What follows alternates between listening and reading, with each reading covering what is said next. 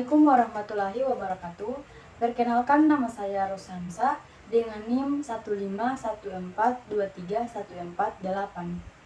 Saya dari kelas 1G jurusan PGSD.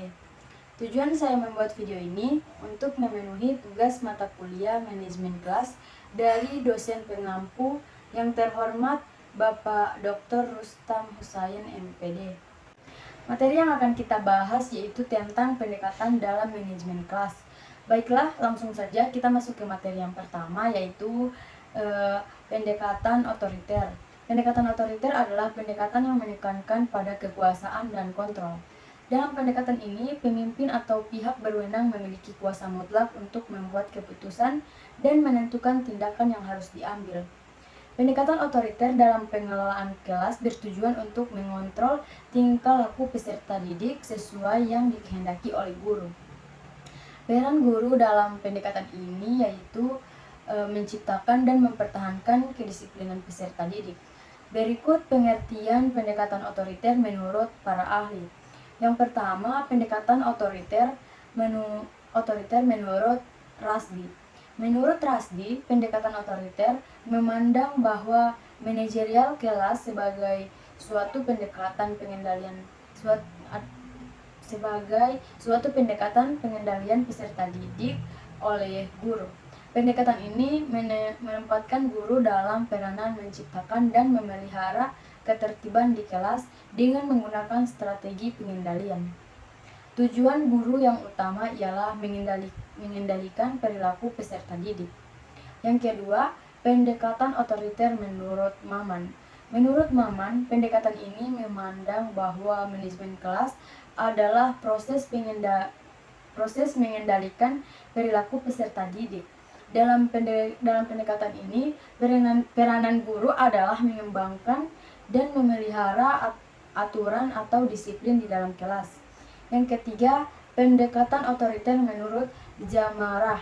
Pendekatan otoriter memandang bahwa manajerial kelas sebagai suatu pendekatan pengendalian perilaku peserta didik oleh guru.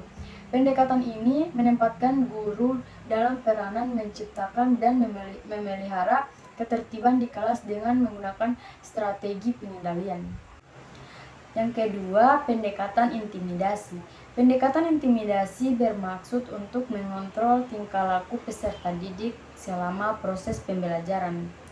Namun, perbedaannya pendekatan ini dilakukan dengan cara memberikan ancaman kepada peserta didik. Misalnya melarang, ejekan, sindiran, dan memaksa. Pendekatan ini dilakukan ketika kondisi kelas benar-benar sudah tidak dapat dikendalikan.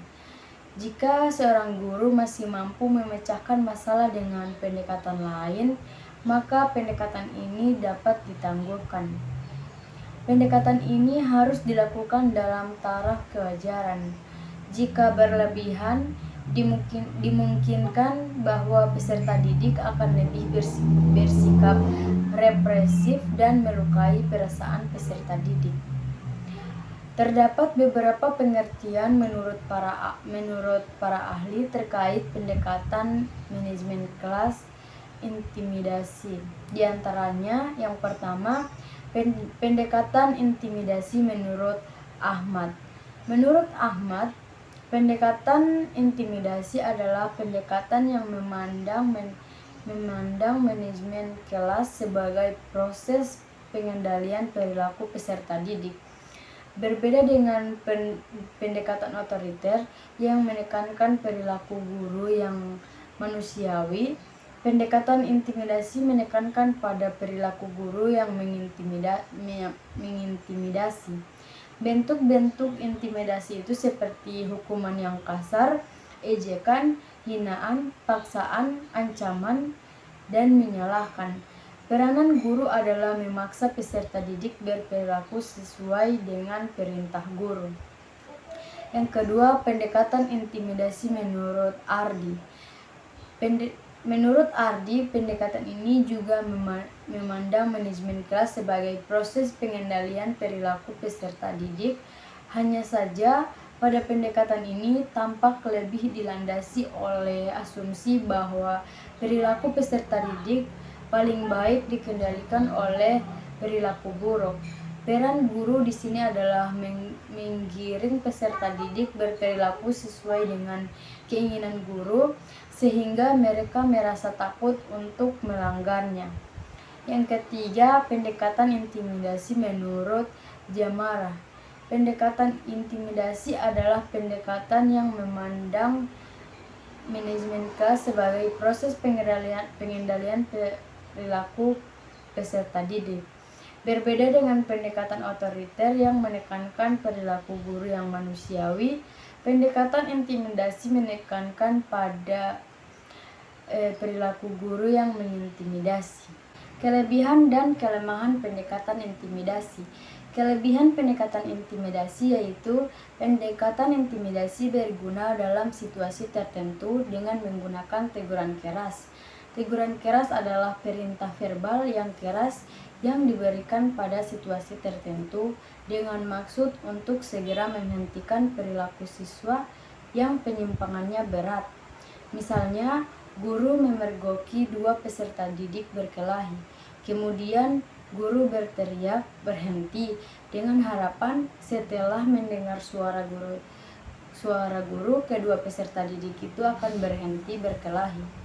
Kehadiran guru membuat mereka takut karena mereka membayangkan akan memperoleh hukuman yang sangat berat.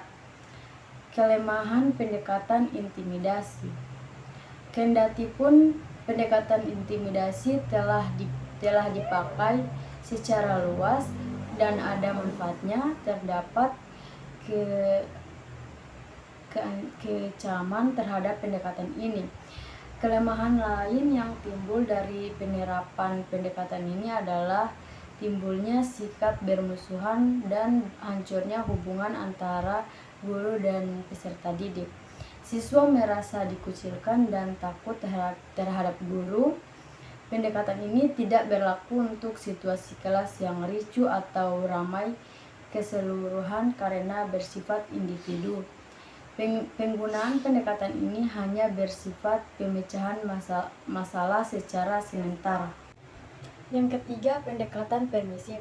Pendekatan permisif adalah pendekatan yang menekankan perlunya memaksimalkan kebebasan peserta didik. Tema sentral dari pendekatan ini adalah apa, kapan, dan di mana juga guru hendaknya membiarkan peserta didik bertindak bebas sesuai dengan yang diinginkannya. Peranan guru adalah meningkatkan kebebasan peserta didik, sebab dengan itu akan membantu pertumbuhannya secara wajar. Ada dua bentuk pendekatan dalam pelaksanaan pengolahan kelas semacam ini yang menitik beratkan segala inisiatif dan kegiatan pada diri siswa, yaitu yang pertama, tindakan pendekatan pengalihan dan pemasabodohan merupakan tindakan yang bersifat permisif.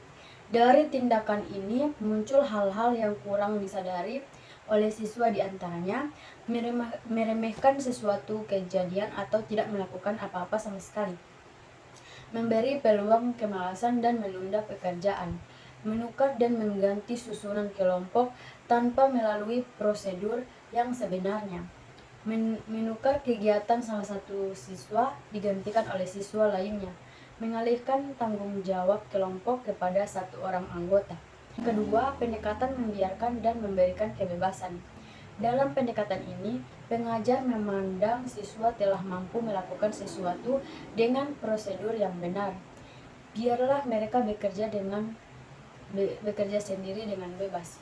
Demikian pegangan pengajar dalam mengelola kelas. Lebih kurang menguntungkan lagi kalau selama proses belajar mengajar siswa bekerja sendiri. Pengajar juga aktif mengerjakan tugasnya sendiri dan pada saat waktunya habis baru ditanyakan kepada siswa. Kedua pendekatan ini kurang menguntungkan tanpa kontrol dan pengajar bersikap serta memandang ringan terhadap gejala-gejala yang muncul. Pendekatan ini tidak produktif diterapkan di lingkungan sekolah dan kelas. Guru disarankan agar memberikan kesempatan kepada siswa untuk melakukan kegiatannya sendiri apabila hal itu berguna. Misalnya, siswa memperoleh kesempatan secara psikologis memikul risiko yang aman, mengembangkan kemampuan diri sendiri, tanggung jawab sendiri, dan guru sebaiknya memberikan kebebasan kepada siswa dibarengi rasa tanggung jawab, tidak kebablasan. Oleh karena itu, banyak pendapat yang menyatakan bahwa pendekatan permisif dalam bentuknya yang murni tidak produktif apabila diterapkan di dalam kelas. Namun disarankan agar guru memberikan kesempatan pada peserta didik melakukan urusan sendiri apabila hal itu berguna. Baik, sekian dari saya. Lebih dan kurangnya saya mohon maaf. Wassalamualaikum warahmatullahi wabarakatuh.